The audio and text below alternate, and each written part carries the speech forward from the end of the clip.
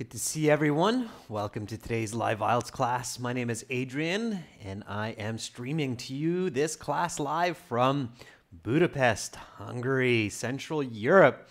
Otherwise, I am Canadian. I grew up on the west coast of Canada in the beautiful city of Victoria, British Columbia, for some of the students who are wondering before. Good to see so many of you joining in today's class. Hi Unknown Boy, hi Sainul Abid, hi Deepa Nepal. Yam Bahadur, send me an email. I'll show you my email address in a moment there if you need help with IELTS Task 2. We have some editing services for you. Good day and good evening to all of you as well. All right, so today we're looking at some grammar. Today's focus is grammar and we're adapting it to a speaking part 3. To show you how it works, I'm going to focus on descriptive grammar. Descriptive grammar is very, very important for high band scores on the IELTS. Again, these lessons are coming from our websites, aehelp.com for academic IELTS, that's academicenglishhelp.com, and gieltshelp.com for general IELTS. That's generalieltshelp.com. For those of you who watch our classes regularly and you're missing some of the videos that we had up on YouTube, all of those videos can be found on our websites. We have HD pre-recorded videos, and then of course we have all of these live streams archived on our websites as well. In addition, of course, we have a fully interactive course for you with all kinds of tips, strategies, skills that you can go through on your phone, tablet, computer, and 6 full practice exams with audio. You can download our app from your Google Play or iTunes App Store. Look for our logo, look for Academic IELTS Help. Just search for that and you'll find our app. You can also buy our exams in paperback. We have 2 books for academic IELTS. There's 3 exams in each, and we have 2 books for general IELTS. So if you're on Amazon, just search for AE Helps Academic IELTS or GE Helps General IELTS if you're doing the general IELTS test.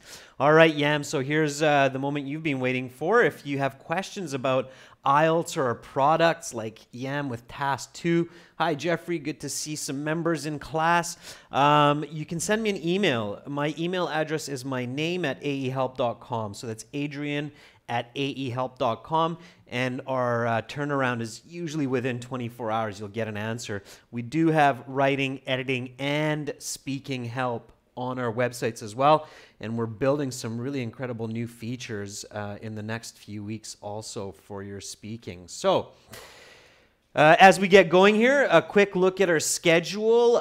Classes, these live streams on YouTube are according to Central European time for the moment while we're here in Europe. Just to look at October 4th to the 9th. Today, a grammar lesson. Tomorrow, we'll do some reading practice. We'll do some speaking part 2 and part 3. That was a recommendation by one of our members. The topic will be being frightened. And then on the 7th, we'll do a members chat only. No class on Monday and Tuesday.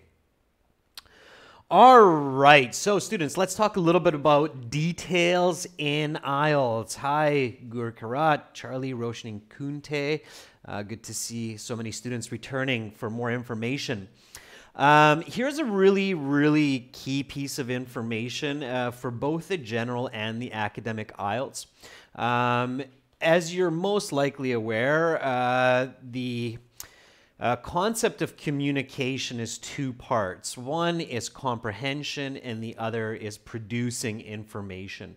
So you can look at the IELTS exam, the 4 sections, the listening, reading, writing, speaking, as 2 sides of communication. So listening and reading, it's testing your comprehension, so how well you understand and interpret information.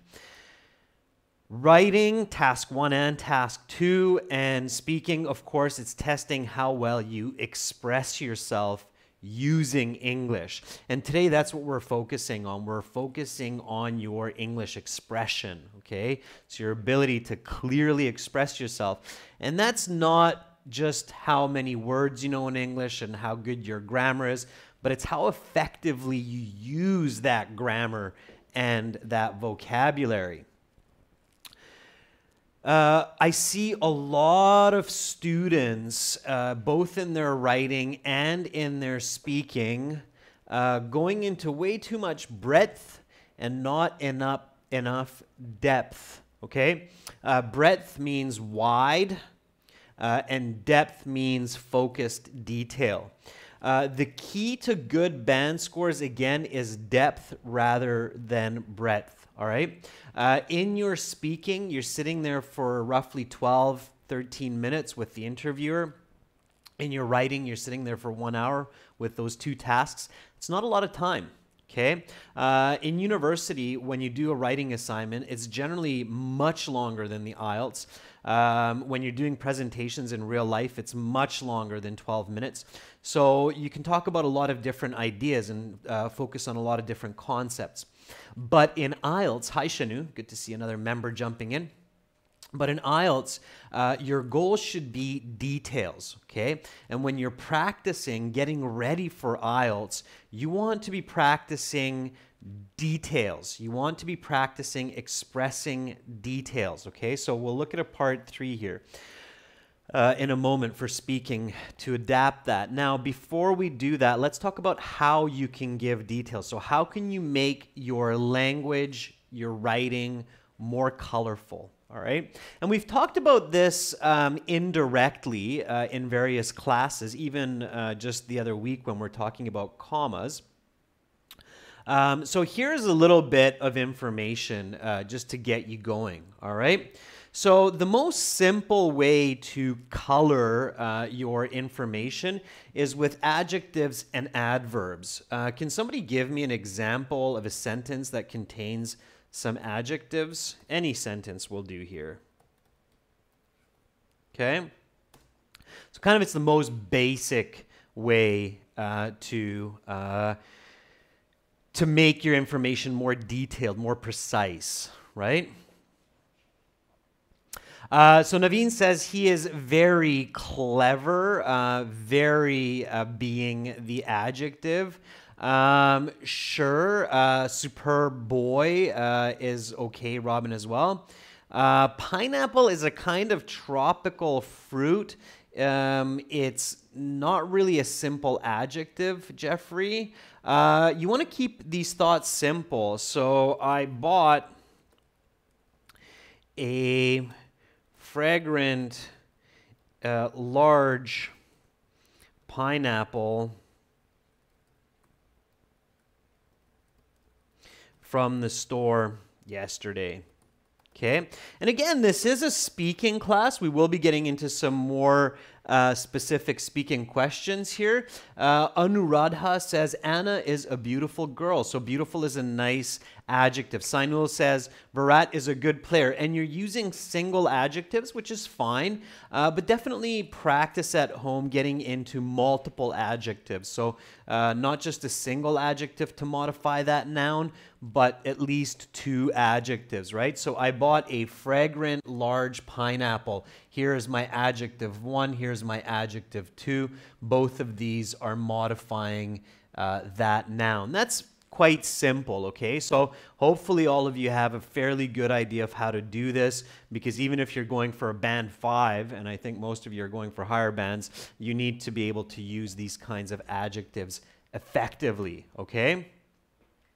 Rajiv is honest and hardworking. Sure, that's some description there. Anoop as well. Here I was looking much more simple, just adjectives modifying the noun. So adjective, adjective modifying noun, right? How about adverbs? Can somebody give me an example sentence of an adverb? Let's see how well you do there. So give me an adverb sentence. But those are some good examples, students. So keep at it, okay? So that's your basic step number 1. Definitely don't just ignore these. So even if you have good English, it's still worth practicing this so you can come up with them quickly on the fly, especially in speaking. So let's see how well you use your adverb. Okay. So Mohammed Hassan, that's a good one. Adrian explained the lesson clearly. So how did I explain it? I explained it clearly. So clearly is an adverb for the verb explain. Guki Rat Singh says he is very fast and quickly. Nope, quickly is not good there, Guki Rat. He is very fast is okay. He is running very fast would be a good one. Okay, it's the most simple way. He is running very fast and effective. He is running very fast and effective. That would be two adverbs here. Fast, very fast, and effective are all modifying the verb running, okay? So that would be your adverb, all right? Now, absolutely, when you're speaking, when you're writing, use adverbs, use adjectives. When you review your writing and your speaking at home, getting ready for IELTS, check to see, am I including enough adverbs and adjectives? Is my speaking, is my writing clear, okay? So that's right, Gukrat. They show the quality of the verb. So they express in more detail what the verb is doing. All right, so that's just the simple step kind of one there. Now we get into a little bit more complex grammar, a little bit more higher level grammar. By using what's called adjective clauses, okay? So for some students who are very grammar savvy, I'm sure you know what I'm talking about here. Can you give me some adjective clauses? And here I want to challenge you. Try to give me different kinds of adjective clauses. So give me an adjective clause for object, give me an adjective clause for a person or a location. So show me a variety of adjective clauses. Don't just use which. I know a lot of people, that's what they're familiar with. They learn which, and then they just get stuck on that one. And they forget that there are, or we use adjective clauses not just for objects, but for people and places and times as well. So you need to use different types of adjective markers for that, okay? So waiting for some good examples here. Yeah, Nayan, so those are the words that you need to use. Who, when, where, whom, which, right? To lead into your adjective clause. And still, I see too many IELTS students and too many ESL students avoiding adjective clauses and often using them incorrectly. And of course, that's why a lot of students avoid them, is because they're scared that they make mistakes. However, adjective clauses are really important for high band scores in IELTS. If you want to improve your IELTS band score in your writing and in your speaking by, let's say, 1 band, here's a tip. Learn to use adjective clauses well. Use them in your speaking, use them in your writing, and I promise you, your band score will go up at least half a band, but possibly more, okay? Robin Mali, okay, says, I know the place where I have visited. Good, that is an adjective clause of location. It's just an awkward sentence, Robin. So what do you mean by that? So the place where I have visited closed for tourists last year. So give me something a little bit better, Robin, a little bit more clear, a little bit more understandable, okay? Roshni says, when I go to the garden, there are beautiful flowers. Roshni, there's a couple mistakes there. It's a complex sentence. There's no adjective clause in there. Jeffrey says, Warsaw is the capital city of Poland where 3 billion people live. We don't do countable on billion, Jeffrey, but otherwise it's good, okay? And you're using location there, so that's great. Naveen says, pasta, which most people love to devour, is seldom healthy because it's full of carbohydrates. Nice sentence, Naveen. Good. And again, girls and guys, this is an IELTS class, and we will be focusing on speaking. So make sure you're repeating these wonderful sentences. Some of you are writing some really nice adjective clauses. So repeat, repeat, repeat. Okay, so Mohammed Wahab says, the car which is used to commute to my office is really fast. Okay, very good. Which is used. Okay, it's used by people in general, so it's a D on the end there. Mohammed says, people who study hard get good grades. I'll use that one. Here, I'll take yours, Mohammed, and I'll put a little twist to it to really emphasize the importance of adjective clauses, okay? So, IELTS students who use adjective clauses in the speaking and writing sections get higher band scores. How about that one for an adjective clause, okay? So the adjective clause here, for some of you that are going, okay, I'm not too familiar with this, Adrian, can you tell me a little bit more of what you're actually talking about here? Sure. So basically, what happens in this case is the entire phrase becomes an adjective that modifies the noun or the subject of the sentence. So here, the noun, the subject, is the IELTS students, okay? That's your subject. That's what we're talking about, okay? This is used when we're referring directly to the subject, okay? And we use who when the subject is the agent, so it's responsible for the action, because the students here are responsible for using the verb. It's the action, right? If it's the object of the sentence, then it's whom. Okay, it's the same as the difference between he and him. So IELTS students who use adjective clauses, so here this whole piece in the speaking and writing sections, so this whole piece here behaves like an adjective that modifies students, okay, or IELTS students, this noun. So if you want to really kind of think about this with an analogy in a simple way, if this were apple, this would be red, okay? So this whole piece here would be red. So red apple, okay? But of course, it's much more complex here because we're talking about IELTS students and we're talking about all of this information being red, okay? And then what happens to them? They get higher band scores. So that's the object element of the sentence, okay?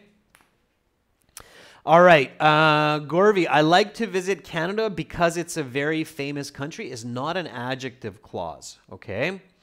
Yes, Pachu, adjective clause is a relative clause because it's relative to this. The who is a relative word which connects this adjective phrase to the noun, okay? All right, so that's an adjective clause. And for adjective clauses, again, remember that when you're talking about people, it's who. When you're talking about places, it's where, okay? So I'll do a couple of quick notes here. Keep this in mind. And when you're practicing for IELTS at home, make sure to practice all of these. Now, what is the magical word that can replace the who and the where and the which all with one word? I bet some of you will tell me this very quickly and go, hey, Adrian, this is a little cheat word. There you go. There you go. Very good. A lot of you know it. Sunset Swallow, first out of the gates. Good for you, Sunset Swallow. Sami, second place. Still very good. Jeffrey, third. Got gold, silver, and bronze. That, absolutely. Using the word that's the kind of the cheat, the little quick and safe way if you're not sure what you're talking about. That is very useful. I do suggest not overusing it in IELTS, okay? So it's all right if you use it here and there a few times. So you say that, but definitely practice at home using the more specific relative adverb, okay? So use the where, use the which, use the who, if you know what's right, okay? So Who and whom are for people. Okay. Which is for objects. Where is for locations. When is for time. Okay. And that is for all, pretty much. I'm just going to keep it simple right now. Okay, but again, try not to overuse this in IELTS. It is good to use it, though, if you're not sure, okay? Shabazz, yeah, objects are things, okay? Generally speaking. Events as well, sure. All right. So practice those adjective clauses. Now, what else can we do?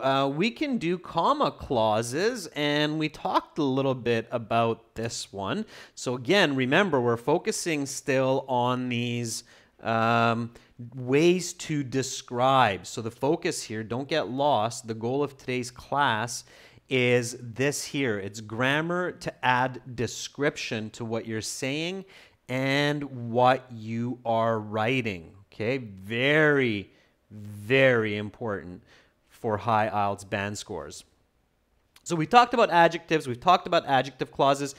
Give me some examples for comma clauses. So how can I make my speaking, how can I make my writing more colorful, more descriptive with using commas?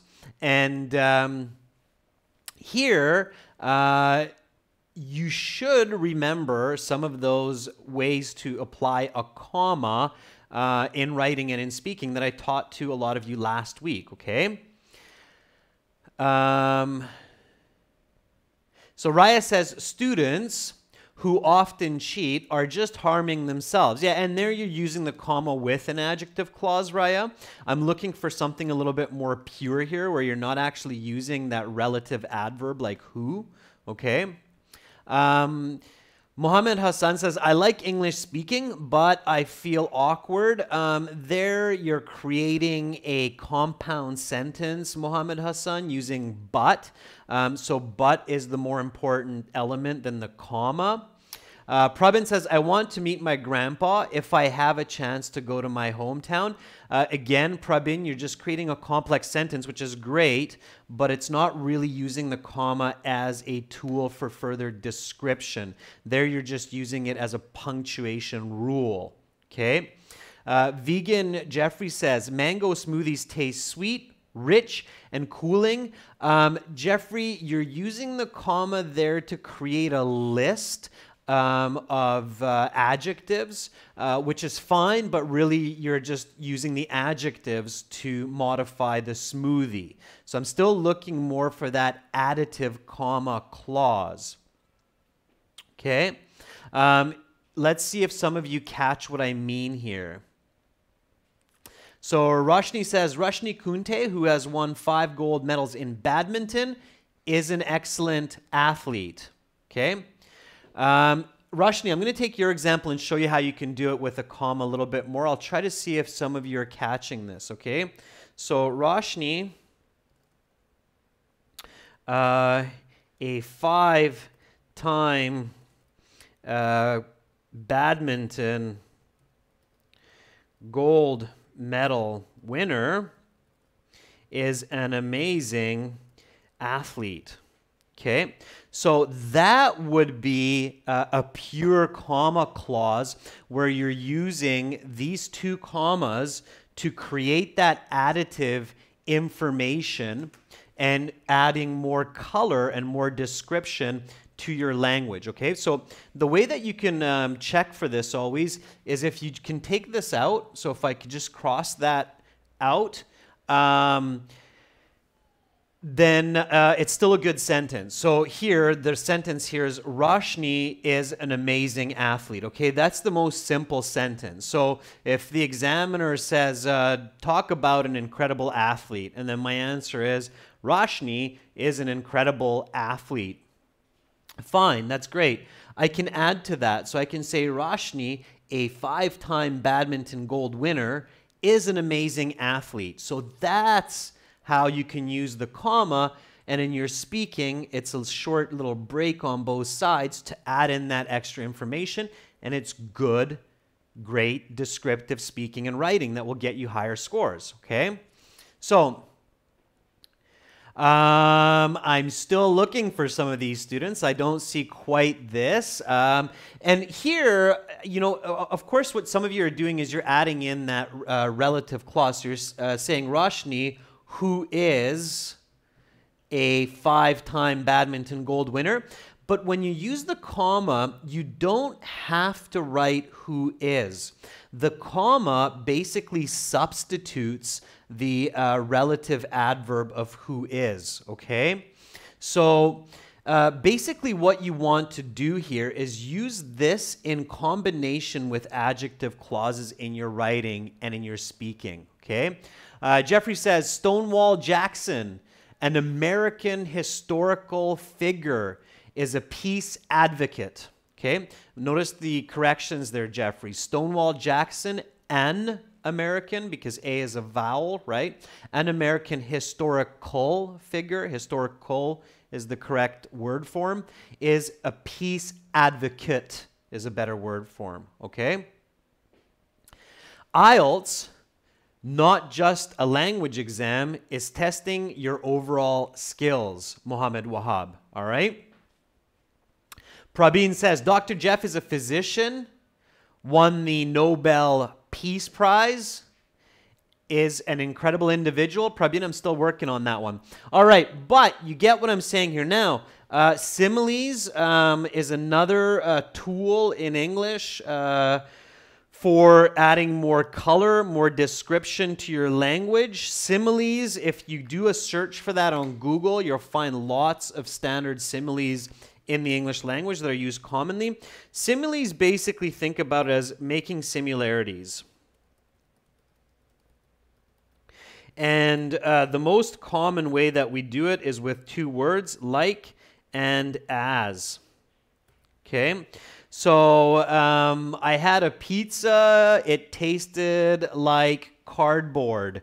That's a simile, okay? I ate a pizza and it tasted like cardboard, all right? So here, the like, you can use as also, is the simile. Now, with similes, you want to use, so I'm going into another step here, okay? So we've gone from comma clauses to similes. And here, what you're focusing on is use sensory language, okay? It's very important to use sensory language in your writing and speaking to have more powerful communication, all right? So let's get into this a little bit. Bear with me, ladies and gentlemen, so hang in there. I know this is, you're kind of thinking, where's Adrian going with all of this? But it will make sense, and you will get a lot of benefit from this. Your IELTS band scores will skyrocket when you use these in combination, especially in your task 2 and in your speaking. Give me a second, I'll get the picture back here for you. I think this is a safety feature on the camera to turn off after half hour. And even though in the settings I've changed it to never turned off, it still turns off. Doesn't listen to me. Okay. So let's go back to similes here just for a little bit more. So similes, when you're thinking of similes, think about what's called sensory language, okay? What are the 5 human senses?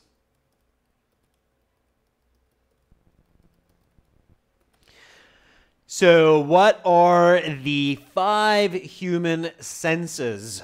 And I'm not talking about ESP, which is our 6th sense, and some people think about that as well.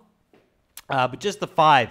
The primary, the number 1 is vision. Absolutely, Jeffrey. So vision, or also known as sight. Yes, Kesra. Touch is another one. Absolutely. Taste. is another one. Absolutely. So hearing is another one. Yes, it's sight or vision, touch, taste, hearing, and very closely related to taste is smell. Some people argue smell and taste are actually one and the same. Okay, so smell, absolutely. So that's sensory language. Now, of course, for humans, the big one is vision. It is our most powerful sense. It's the one that we rely on the most. So a lot of our communication contains sensory information that's visual information. That is the primary.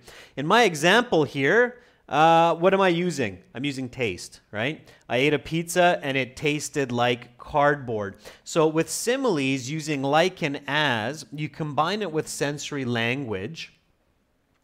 And when you make that combination, you can really get some nice description going in your communication, okay?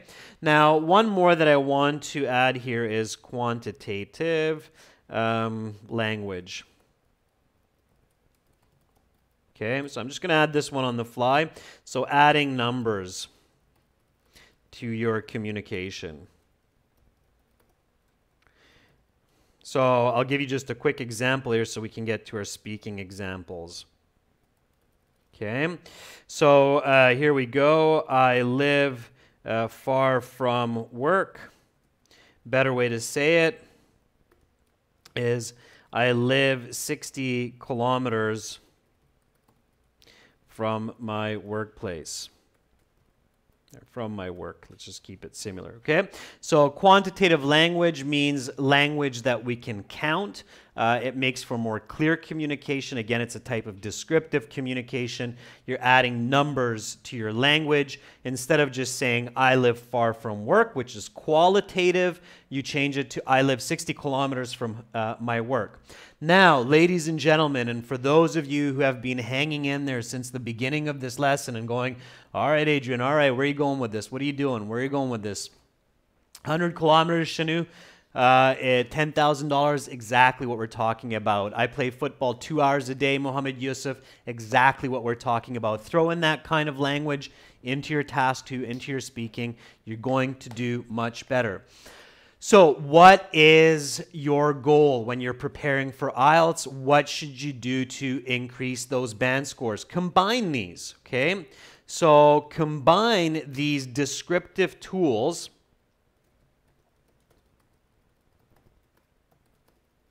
in your speaking and writing and watch your IELTS band scores skyrocket to the moon.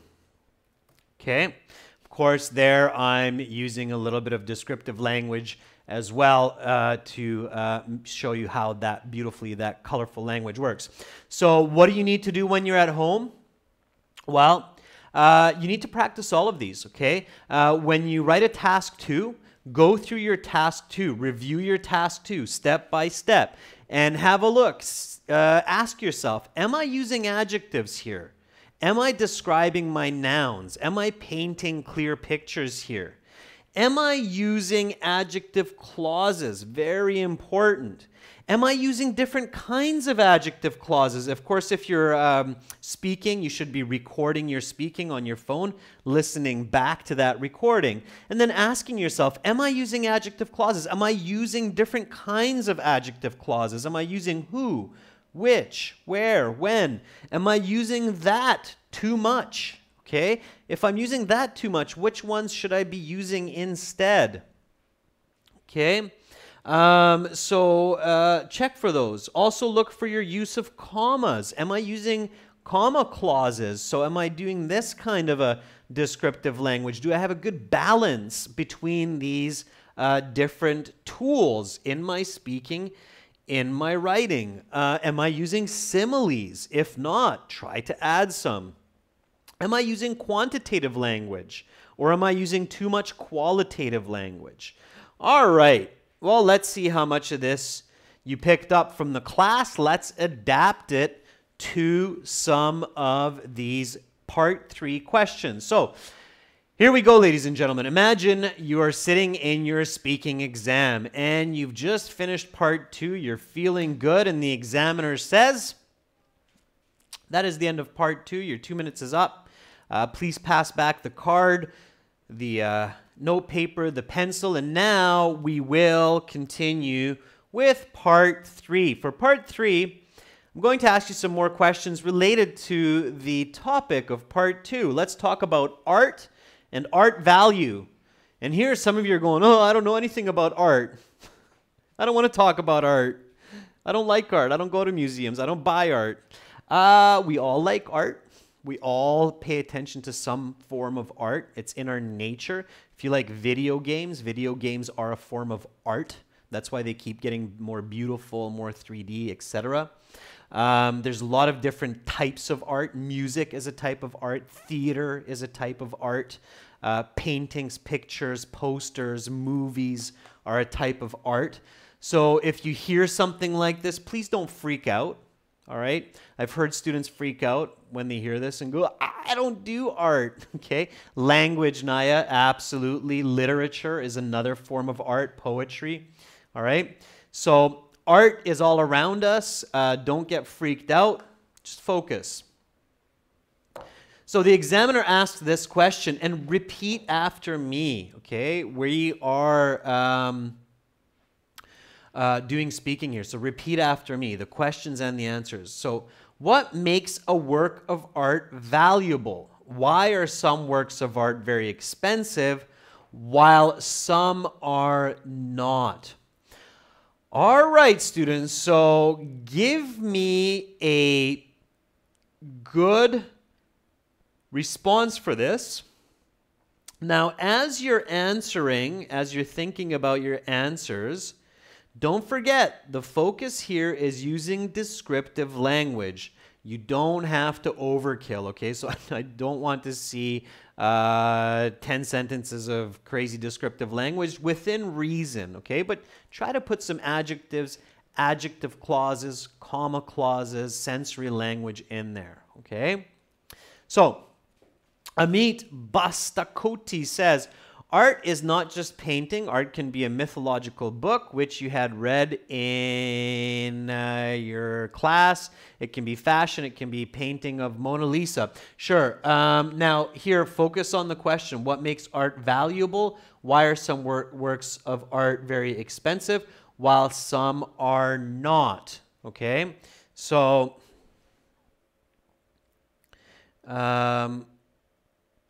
give me some nice sentences, please. Okay? Full sentences. Mujibur Rahman, it appeals to viewers. It's a good answer. It'll get you a 4. There's very little description there. It's very, very short. So Prabin says, art is an expression of feelings in different ways. Yeah, but here, target the question. You have to answer this actual question. If you're not answering this question, you're not getting high band scores, okay? So Joseph says, art is valuable when people understand a deep message contained in it. Okay? It's a good start, Joseph. You're kind of going towards an adjective clause there. Don't say you, Joseph Deepak. You're not speaking directly to your examiner when you're answering such a question. You should be saying when people or when observers, when viewers, when individuals, okay? Naveen says, as far as I can tell, art which conveys the insight of the artist exactly is often very expensive compared to art which is just drawn by seeing the object. Naveen, that will get you a 9. Okay, I made a couple of corrections there, but with those corrections, that's a band 9 response, which exactly conveys the insight of the artist is a very nice use of an adjective clause there. Okay, very good, Naveen. Jeffrey says, I believe it is the message of the art which is conveyed by the painter. I missed the rest of it, but you're kind of along the same path there, okay?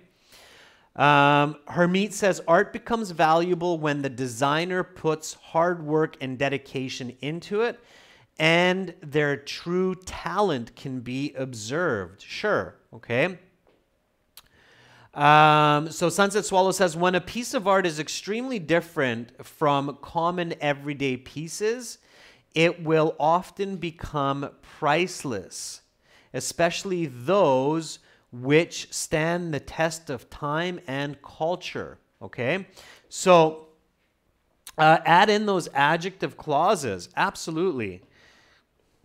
So here we go. Let me just grab one of yours. I'll take kind of what a couple of you said there. Naveen, I think, was the first with that one.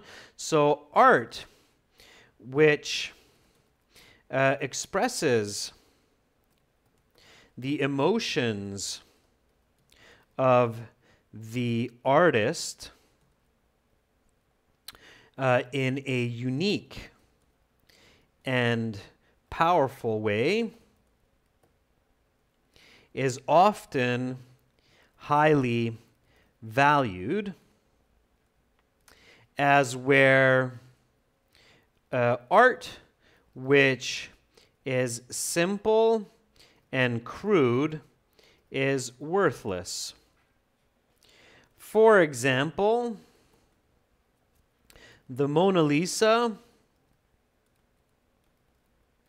is regarded as is worth close to $1 billion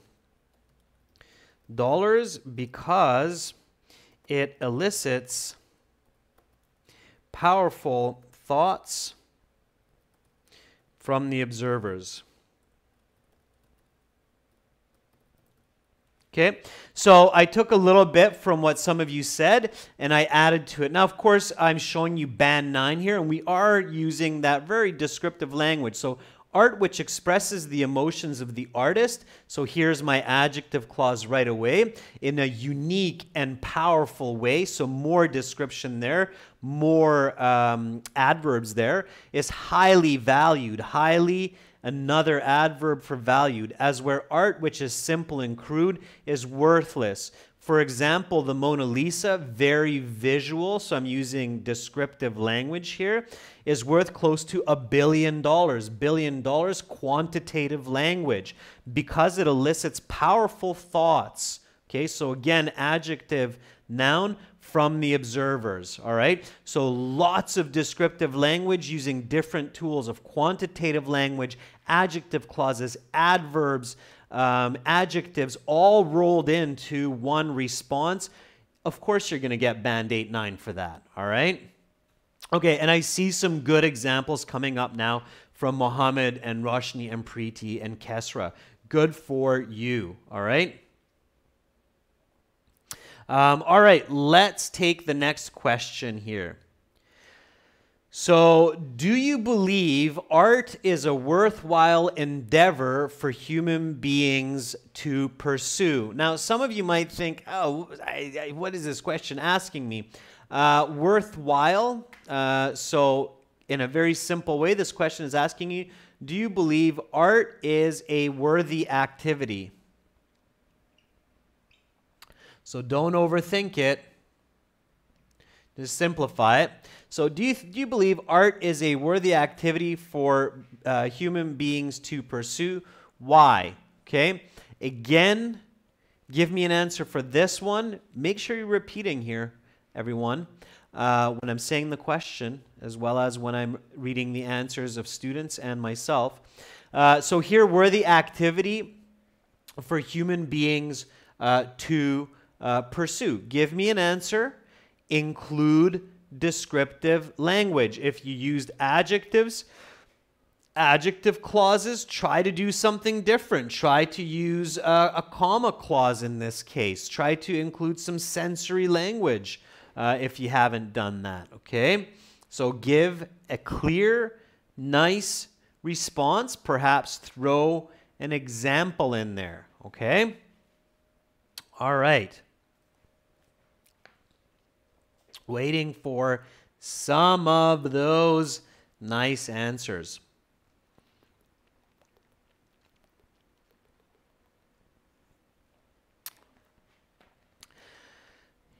All right.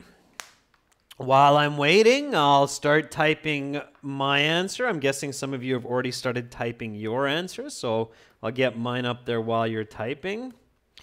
Yes, most definitely, I believe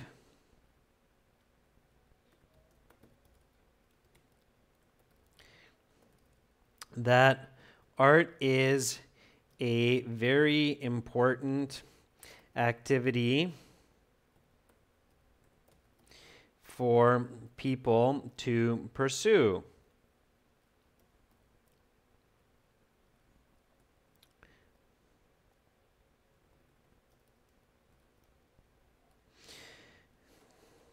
Not only do people who partake in art expand their creative thinking,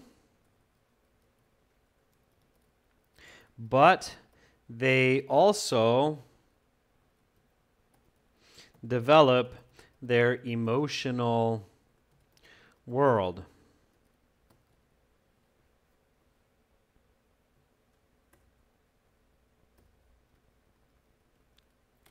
My friend John, an avid painter,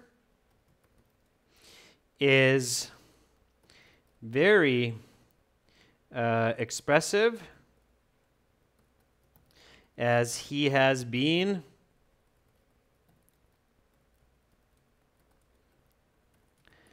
into art for more than 2 decades. Okay, let me see what you came up with while I was writing that, okay? Hamjung Devkata says, yes, in my opinion, art is not only for fun, it is a result of hard working. It is a result of hard work and practicing talent. Hamjung, you want to revise that a little bit. Pay attention to those corrections. Gurkarat Singh says, yes, I agree with this. Without art, life is bland as a statue which does not show expressions. Nice one, Gurkarat. I like it. You used the simile there with the same, okay? Life is same as a statue. That's a nice use of simile. Good for you. Mitesh Maheshwari says, yes, art is important among many human activities because people develop their communication through artistic expression. Again, some corrections there, some grammar, okay? Kesra says, it is going to be worthwhile endeavor to pursue art, and it is aligned with solving issues of community and uplifting the morale of society in ways which demands commitment of the artist to their people. Kesra, quite complex. You have some mistakes in there. You want to correct those, otherwise it's awkward and difficult to understand. Okay, Saeed says, yes, I believe that art is a worthy hobby to pursue because it allows people to utilize their left brain, and a picture is worth 1,000 words. Very good. So again, you're using some good descriptive language there. That was excellent, okay? Kesra, never apologize for mistakes in language. Just focus on correcting them and moving on, okay? Naveen says, yes, definitely art is useful in everyday lives of individuals. It fosters the energy levels every morning toward their goals. When they see the art on the wall, they may be, it might be in the more common place in their house. First part, Naveen, is clear. Second part, a little bit confusing for me. All right. Murasa, yes, in my perspective, art is a worthy activity for people because through this, artists deliver some knowledge of beauty to others as well as motivate them for deeper thinking. Murasa, that's a good answer. You might want to give an example there to make clear what you're saying. Watch your punctuation as well. There's no period after people, and there's never a space before a period or a comma, Urvashi. Okay? All right, girls and guys. So, Here is the next question. Let's take one more from here, and let's practice our descriptive speaking a little bit more. Art is displayed in publicly funded galleries and museums all over the world. Do you believe this is a positive usage of taxpayer money? So, give me a good answer for this one. Art is displayed in publicly funded art galleries and museums all over the world. Do you believe this is a positive usage of taxpayer money? Again, remember, your focus is descriptive language. So describe your thoughts with details. Okay? Of course, where that can come into play is often with your example. So giving a good example. All right? Meanwhile, I'll read some of the answers. While you're thinking about this, I'll read some answers to the previous question. Shruti Maharajan says, yes, obviously, I believe that art is a worthwhile activity for human beings to pursue because it provides meaning and information to reflect emotions, creativity, and passion.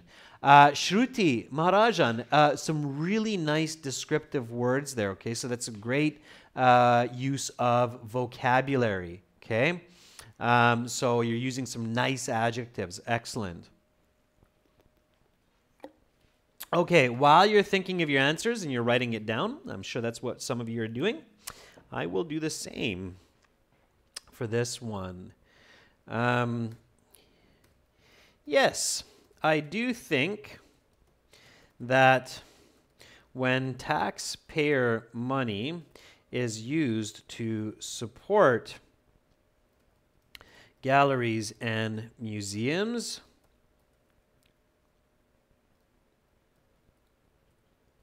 it benefits society by balancing wealth among artists and businessmen. Often, artists do not get recognition if there is no public support. All right. So here I'm using an adjective clause with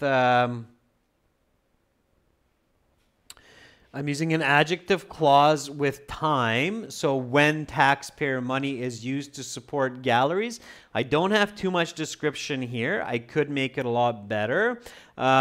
Giving an example here would be a very good idea.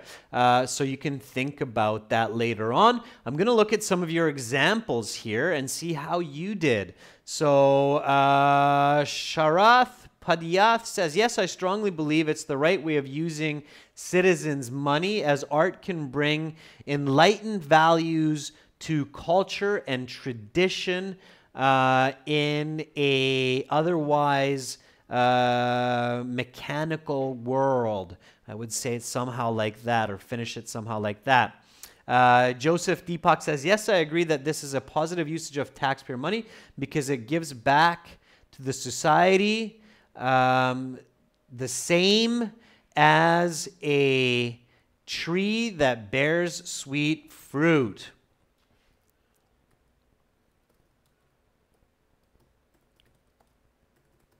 Support for artists